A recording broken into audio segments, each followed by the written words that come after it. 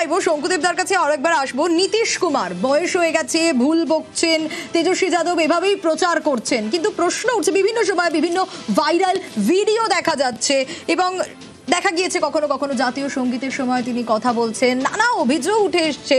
সেই জায়গায় দাঁড়িয়ে কি মনে হয় নীতিশ কুমার অসুস্থ, কি হবে এবার? দেখুন, আপনারা এখনই যদি দেখেন তাহলে আপনাদের চ্যানেল অনুসারেও যদি আমি ট্রেন্ড ধরি তাহলেই দেখবেন যে এনডিএ যেভাবে এনডিএর ঘোড়া দৌড়চ্ছে, যেভাবে এগিয়ে যাচ্ছে এনডিএ, তাতে এখনই বলে দেওয়া যায় যে এই যে ডিফারেন্সেস জেনারেটেড হয়েছে সেই ডিফারেন্সেসটা কোনোভাবেই এরা ফুলফিল করতে পারবেন না। এবং আমি মনে করি যে আগে যখন ক্ষমতায় ছিলেন তেজস্বীরা, তখন যে ধরনের কাণ্ড কারখানা করেছেন বিহারের মানুষ চান না যে সেটার পুনরায় সেটা আবার ফিরে আসুক। এবং আমি একটু আগে শুনছিলাম বিশ্লেষক বলছিলেন যে উনি চান মনে মনে যে এনডিএ থেকে বেরিয়ে গিয়ে নীতিশ কুমার অন্য কিছু করুন, তাহলে একটা অন্য কিছু হওয়ার সম্ভাবনা থাকবে। এখন জেতার জন্য যদি এই ধরনের অ্যাপ্রোচকে ফলো করতে হয় তাহলে আমি ওনাকে বলবো আগে চিরাগ পাসওয়ানের দিকে নজর দিতে। আগে বলবো যে নিজের ঘর সামলাতে পারেননি আপনারা, পরে সরকার গঠনের কথা ভাবছেন, এটা it's too early to make any comments. আমি বলবো যে এই আশা ওনাদের সফল হবে না এবং বিহার সকালবেলাই বুঝিয়ে দিচ্ছে যে এনডিএই ক্ষমতায় আসবে এবং এনডিএ অলরেডি এসে গেছে।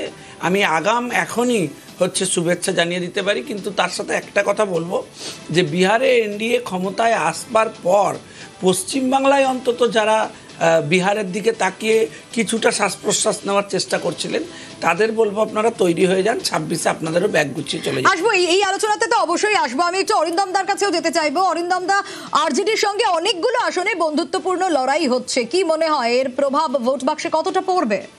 দেখুন, ভোট বাক্সে তো কিছুটা তো পড়বেই, এটা নিয়ে তো অস্বীকার করার কোনো জায়গা নেই। যদি দুটো দল একসাথে লড়ে সেই জায়গায় কিছু ভোট যদি ভাগাভাগি হয় সেটা তো অবশ্যই, যদি এটা না হতো তাহলেই সবচেয়ে ভালো হতো, কিন্তু হয়েছে, কিছু করার নেই। কিন্তু তার সাথে ফ্যাক্টর এটাও যে যে জায়গাগুলোয় আমরা একসাথে লড়েছি সেই জায়গাগুলোয় অবশ্যই ভালো হবে, এই আশা তো আমরা রাখতেই পারি। তবে শঙ্কুদা যেটা বলছিল আমি সেইটা নিয়ে প্রথমে আসি। দেখুন, পরিষ্কার কথা হচ্ছে যে বলল যে অরাজক পরিস্থিতি ইত্যাদি ইত্যাদি, যারা আগে ক্ষমতায় ছিল তারা কি করেছে, যারা বর্তমানে ক্ষমতায় রয়েছে তারা কি করেছে, সেটা নিয়েই তো আমাদের লড়াইটা।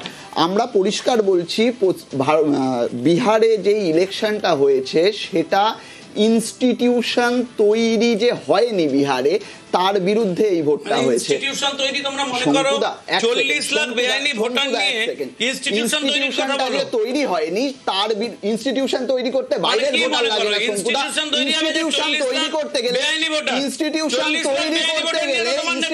তৈরি করতে গেলে সরকারের সদিচ্ছা লাগে।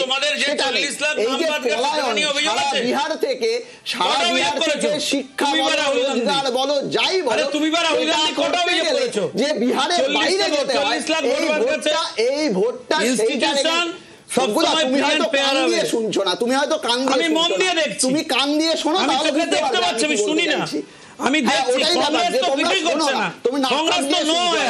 পরিষ্কার কথা হচ্ছে যে ইনস্টিটিউশনটা যে নেই সেটা। আর শঙ্কুদা বলল যে এই যে দেশের সুরক্ষা ইত্যাদি ইত্যাদি এগুলো নিয়ে বিরোধীরা যেন না বলে, এই মোদির 3 নম্বর যে সন্ত্রাসবাদী হামলা হয়েছে, মারা গেছে 39 জন, মনমোহন সিং আহত হয়েছে 54 জন, নাগরিক মারা গেছে 69 জন, আহত হয়েছে সাধারণ নাগরিক 106 জন। প্রত্যেকটা এই নরেন্দ্র মোদীর 3 নম্বর জামানায় ওরা যেটাকে সবচেয়ে বেশি সাফল্য হিসেবে দেখানোর চেষ্টা করে তার হালেই, তাহলে বোঝো যে এই জায়গাগুলো ব্যর্থতা, তার হালত আরো কতটা খারাপ। পরিষ্কার কথা বলছি, বিহারের মানুষ মুখিয়ে রয়েছে। তবে এখনই এই শঙ্কুদার মতো আমি কাউকে অভিনন্দন দিতে যাচ্ছি না। পরিষ্কার কথা, আমরা যেই সেগুলো নিয়ে মানুষের কাছে যাচ্ছি, আমরা কখনো কাউকে জেলের ভয় দেখিয়ে বা কিছু করে এই নিজের দিকে নিয়ে চলে আসা ইত্যাদি ইত্যাদি,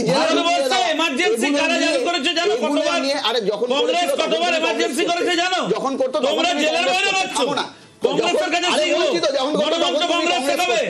পরিষ্কার কথা হচ্ছে আমরা অবশ্যই আলোচনাটা চলতে হবে, কারণ দর্শকরাও যাতে একটু বুঝতে পারেন। আমি একটু প্রদীপদার কাছে আসবো।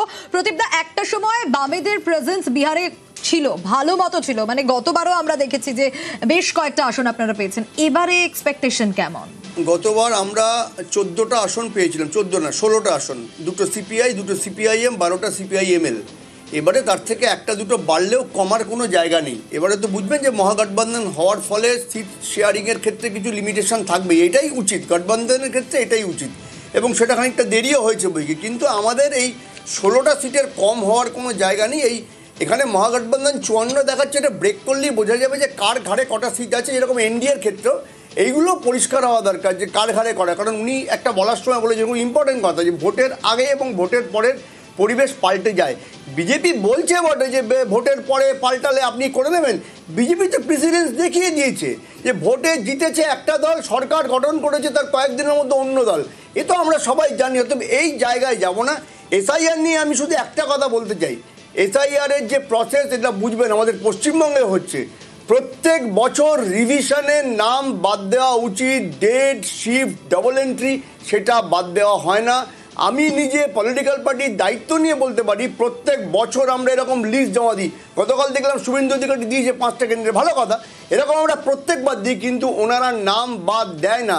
দেখার এবার কতটা নাম এমনি নাম বাদ যাবে, নাম বাদ যেতে একেবারেই এসআইআর বিতর্ককে সঙ্গে নিয়েই একেবারে বিহারে ভোট, এবং অবশ্যই আমাদের নজর থাকবে এই নিয়ে, আলোচনা তো করবোই, তার কারণ এসআইআর একটা বড় ফ্যাক্টর বিহারের নির্বাচনের ক্ষেত্রেও। কিন্তু তার আগে অবশ্যই একটু নজর রাখতে হবে ট্রেন্ডের দিকে। ট্রেন্ড কি বলছে একটু ট্রেন্ডের দিকে নজর রাখি, দেখি এখনো পর্যন্ত প্রাথমিকভাবে যা জানা যাচ্ছে 103 এনডিএ 103 এবং মহাগঠবন্ধন এখনো পর্যন্ত 55 আসনে এগিয়ে রয়েছে দেখা যাচ্ছে। অন্যদিকে জনসুরাজ পার্টি এখনো পর্যন্ত 2টি আসনে এগিয়ে রয়েছে, যদিও খুবই ইনিশিয়াল স্টেজে রয়েছে। 8:45 সবে 45 মিনিট হয়েছে, কিন্তু এনডিএ 100 পার করেছে এখনো পর্যন্ত, যার ট্রেন্ড উঠে আসছে। খুব প্রাথমিক, খুব ইনিশিয়াল স্টেজ, তাও 100 পার করেছে এনডিএ 103। মহাগঠবন্ধন 55 আসন, জনসুরাজ পার্টি এখনো পর্যন্ত এগিয়ে রয়েছে 2টি আসনে এবং অন্যান্য 2টি আসনে এগিয়ে রয়েছে এখনো পর্যন্ত। ট্রেন্ড যা বলছে 243 আসন, আর 243 আসনের মধ্যে যা দেখা যাচ্ছে তাতে মহাগঠবন্ধন 55, এনডিএ 103, জেএসপি জনসুরাজ পার্টি 2 এবং অন্যান্যরা 2। 46 মিনিট হয়েছে গণনার, এখনো অনেকগুলো ঘন্টা বাকি, অবশ্যই নজর থাকবে।